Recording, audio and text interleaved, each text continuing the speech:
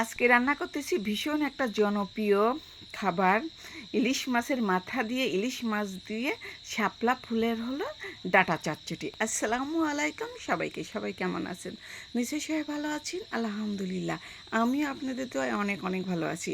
সকালে রান্না করার মতন কিছুই ছিল না, তাই ভাবলাম যে গাছের পেঁপো পেরে নেই।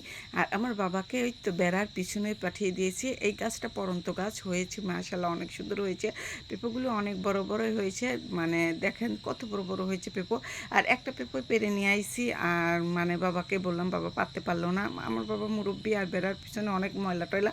যাই হোক, তাও কষ্ট করে বাবা মানে পেঁপোটা নিয়ে আইসে। আর সকালে ভাতে ভর্তা দিয়ে খেয়েছি, পেঁপো ভর্তা দিয়েই খেয়ে নিয়ে তো বাজারে চলে গেছিলাম, যেহেতু বাজার ছিল না আজকে, হাটের দিন। আর হাটে থেকে তো কি নিয়ে আইছি, বেগুন গাছ নিয়ে আইছি, টমেটো গাছ নিয়ে আইছি, লাল শাক কিনে নিয়ে আইছি, আর কিছু বাজার করে নিয়ে আইছি, কাঁচামরিচ, পটল, আলু, ঝিঙা, ধুমা যা লাগে মানে রান্না বান্না করতে সব কিছু কিনে নিয়ে আইছি। আর এই তো এইগুলো এখন লাগিয়ে দেবো। বেসন নিয়ে আইছি, এখানে নিয়ে আইছি কলমি শাকের বেসন, লাউয়ের বেসন, আর পুঁই শাকের বেসন।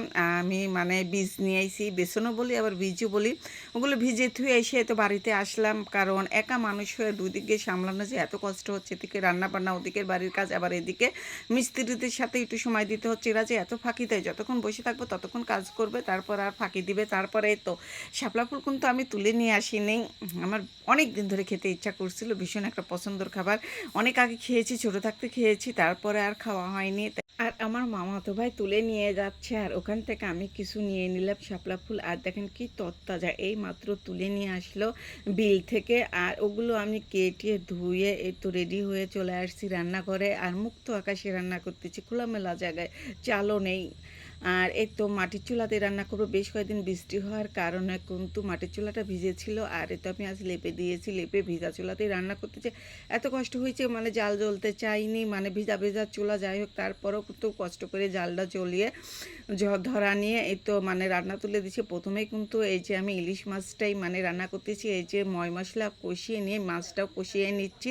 মাছটা যখন কষানো হয়ে গেছে তখন আমি এই যে ডাঁটাগুলো দিয়ে দিলাম। আর ডাঁটাগুলো কিন্তু লবণ দিয়ে আমি মাখিয়ে রাখছিলাম, আর লবণ দিয়ে মাখিয়ে কারণে ডাঁটাটা লবণ দিয়ে মাখানোর কারণে যে ডাঁটা যে একটা পানি থাকে, মানে বিলের ডাঁটা তো মানে পাঁচকে পাঁচকে গন্ধ, একটা পচা পচা গন্ধ থাকে। আর লবণ দিয়ে মাখিয়ে রাখলে ওই পানিটা ঝরে যায়, আর গন্ধটা লাগে না, আর খেতেও কিন্তু অনেক মজা লাগে। আর দেখেন গল্প করতে করতে কিন্তু আমার রান্নাটা হয়ে গেছে।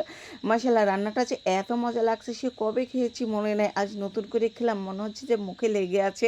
খেয়েছি 2 দিন আগে, কিন্তু আজকে দেখে আবারও খেতে ইচ্ছা করছে। সত্যি অনেক মজা হয়েছিল। আর আমার এই তো ডাঁটা চটচটি হয়ে গেছে, এখন যে শাকটাও সেদ্ধ করে নিয়েছি আর ভেজে নেব। আমি কিন্তু সব শাকে কিন্তু সেদ্ধ করে নিই, না হলে আমার কাছে ভালো লাগে না। কাঁচা তেলে দিলে কাঁচা কাঁচা একটা গন্ধ লাগে, ওটা আমার কাছে খেতে ভালো লাগে না, এই জন্য আমি শাক সেদ্ধ করে নিই। আর এই তো আমার রান্নাবান্না হয়ে গেছে, আর বিকালে ওই বিচিগুলো লেগে দেবো। এখন দুপুরবেলা গোসল করে খাওয়া দাওয়া করে নেব। আর এই তো খেতে বসে গেছি, প্রিয় তরকারি বলে কথা, গরম গরম ভাত দিয়ে খেতে বসে গেছি।